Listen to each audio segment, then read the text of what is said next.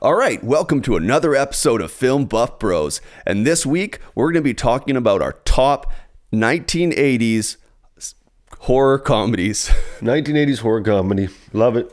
I wanted to say sci-fi there for a second. It's a bit of a mouthful. So yeah, 1980s horror comedies. We're going to do our top three each. My number three is Ghostbusters. It starts off scary and serious, but then it quickly turns into comedy. Mainly a comedy with horror-esque supernatural subject matter peppered throughout it. Thoroughly peppered throughout it. Super well paced. This overarching like dread of like the end of the world. So the good suspense. And I like the silly humor in it. And there is some really dark scenes. For example, when Dana, Sigourney Weaver's character, is possessed and almost kind of raped and molested by the hands that come out of the chair. And same as Rick Moranis, the restaurant scene. Like, to me as a kid watching that, I was like, whoa, like this guy's getting killed, and everyone just like stops and looks while they're having dinner in the restaurant and then like goes back to eating. So that was like creepy for me. But yeah, that's my number three. What about you? Agree. Number three, Ghostbusters. Story, loved it. Like the nerd scientists, sort of thing, like the SNL characters, the story, the characters, actors, great. A little bit of sci-fi in there too. Special effects, the second thing I liked.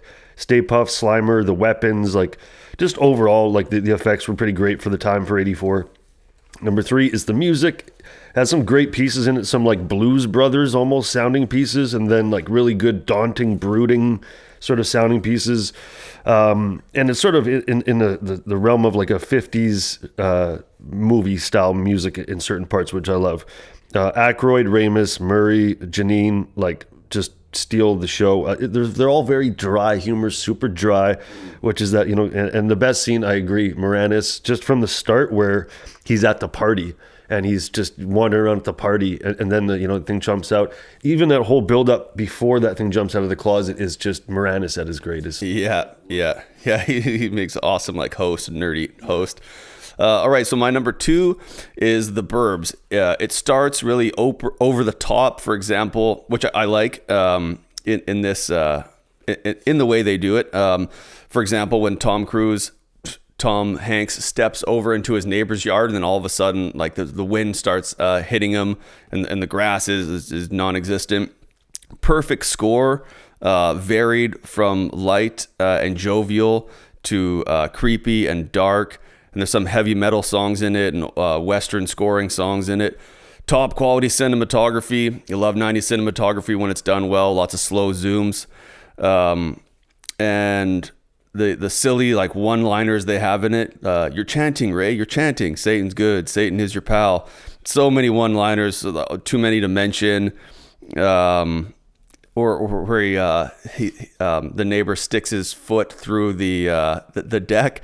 And he said, we're not going to pay for that. And then he says, we should sue them. So many one-liners. Great physical comedy. Shooting the crow, the electrocution, the bee stinging, choking on the pretzels and sardines, ripping up the wallpaper. And I like the multi-layered conflict, how it's like Hank versus his paranoid neighbors. And then it's like neighbors versus neighbors, and like the evil neighbors versus the neighbor, like all the rest of the neighbors, and then Hanks versus his wife. So many like dynamics of conflict going on. So yeah, that's my number two. Fantastic. Number two for me is Monster Squad. And love the monsters, like the makeup, special effects, especially like Wolfman and Frankenstein, and even like Dracula and the creature from Black Lagoon. Awesome. Editing and the pacing of it is just so tight, just super clever. I think you were saying ironic transitions between scenes. The dad is a great actor in that film too. I think he's kind of underrated. I haven't seen him in much, but I really like the dad. And the third thing I like about it is the coming of age aspect of it. You almost feel like you're in the treehouse with the kids. Great humor, relatable, and all the kids are like pretty great actors. The old scary German guy, great actor. And just great. There's a documentary apparently called Wolfman's Got Nards, which I want to watch, which is about the making of it. And yeah, it is. I feel it's like more like 60% horror and 40% humor.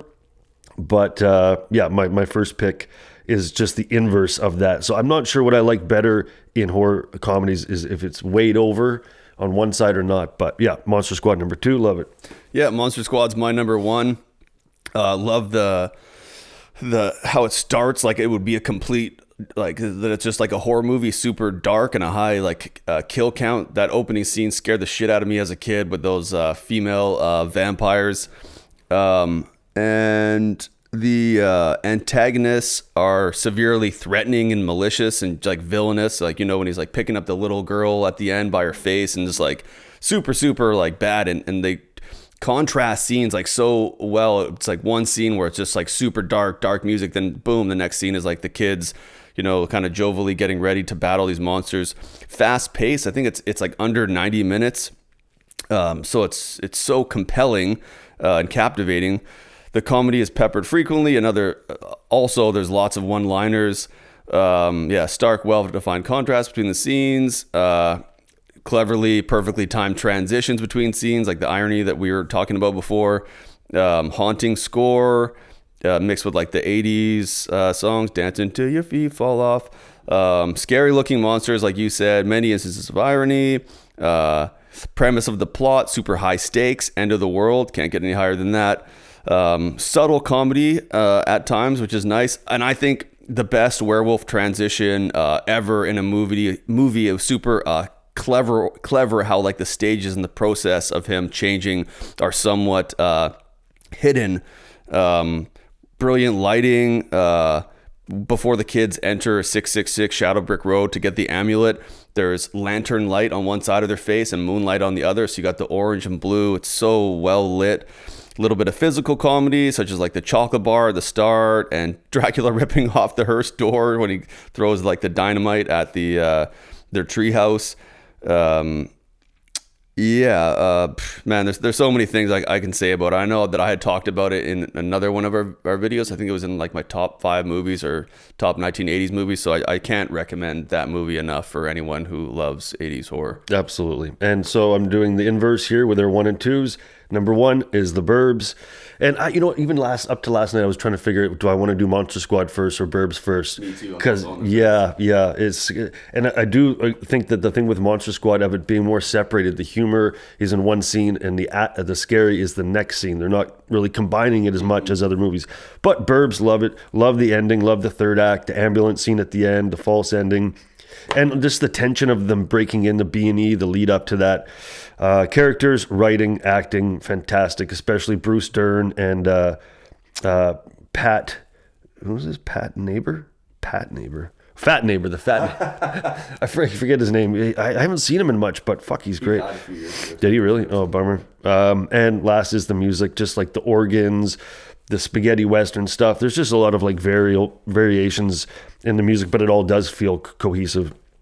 You feel part of the neighborhood. I love the Klopex. There's a Hitchcock vibe, almost a Rear Window vibe to it, the voyeurism thing. Humor is fantastic. It's inviting. It's watchable. It's relatable. Like, it's a movie that like I would be happy to show that to anyone, and if they didn't like it, I probably wouldn't even talk to that person ever again. Because if you can't laugh at this movie and you can't feel the suspense in the movie and all this stuff, like, then I don't know, you're a robot or something. And my favorite scene is that Klopex scene where they go into the house and they eat with the family, and it's just a freaking humor of Bruce Dern. I almost feel like Bruce Dern's the best part of that movie. But oh yeah, he's so good in it. One thing you said there, which I kind of overlooked, all 3 of these movies have great third acts. And that, like, it just kind of like, it's like the cherry on top for a movie. There's so many movies where I really like the first and second act, but the fact that they do have a really good third act, I think that adds to the rewatchability of it. And apparently it's the toughest scene to write. Like that Robert McKee guy who wrote the book, The Story, and kind of has helped a lot of screenwriters finish their screenplays. Yeah, the third act is the most difficult, and in all those movies they nail it. Like the third act it keeps your interest. And yeah, it's man, I love those movies. They're not lazy endings, that's for sure. Nope, they're thoughtful. All right, so that's it for our 1980s horror comedy review. Tune in next week for another episode of Film Buff Bros. Like, subscribe, and leave a comment. Thanks for watching, guys.